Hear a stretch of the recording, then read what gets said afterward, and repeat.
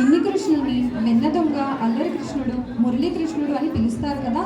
మరి ఆ వెన్న ముద్దలాగే ఉండే మన యశు మురళీ గానంలో మీ ముందు వస్తే ఎలా ఉంటుందో చూసేద్దామా?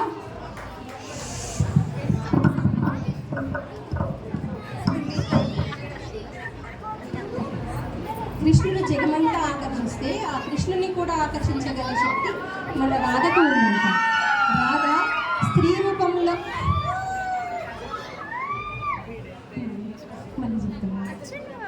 కృష్ణుడు జగమంతా ఆకర్షిస్తే ఆ కృష్ణుని కూడా ఆకర్షించగల శక్తి మన రాధకు ఉందంట. రాధ కృష్ణుడు స్త్రీ రూపంగా భావిస్తారు. కృష్ణుడిలో ఉన్న అల్లరి, చిలిపితనం, అభినయం మన రాధలో కూడా చూస్తాము. మరి అంతే అందంగా మన చిన్మయి రాధ రూపంలో మీ ముందుకు వస్తుంది. ఎలా ఉంటుందో చూసేద్దామా? రాధే కృష్ణ.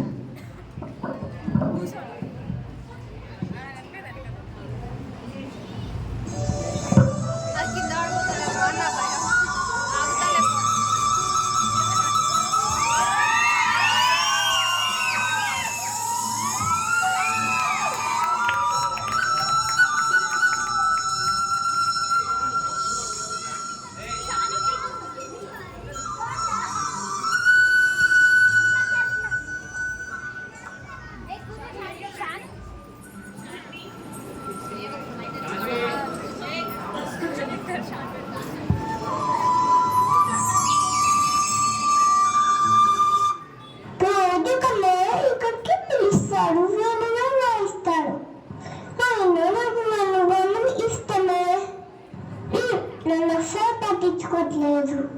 ఇప్పటి నుండే నేను కలవడానికి రాను.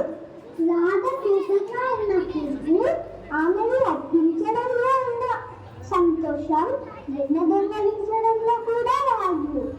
సరే, ఇంకా విసుకుద్దాం. రాధా, ఎందుకు తెచ్చి ఉన్నావు?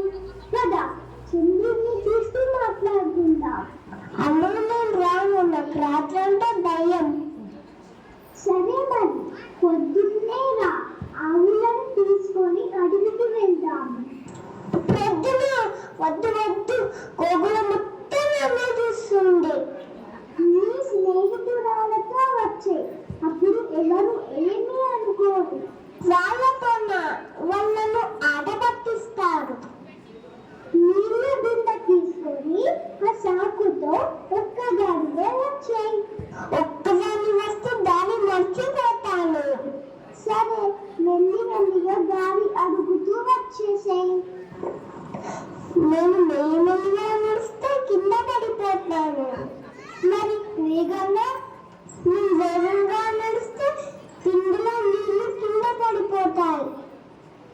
ఏంటి కాదా రాను అంటాయి? నా కోపం వచ్చిందా? నేనెవరిని నీ మీదే కోపడ్డానికి? నాకంటే నీకు వెను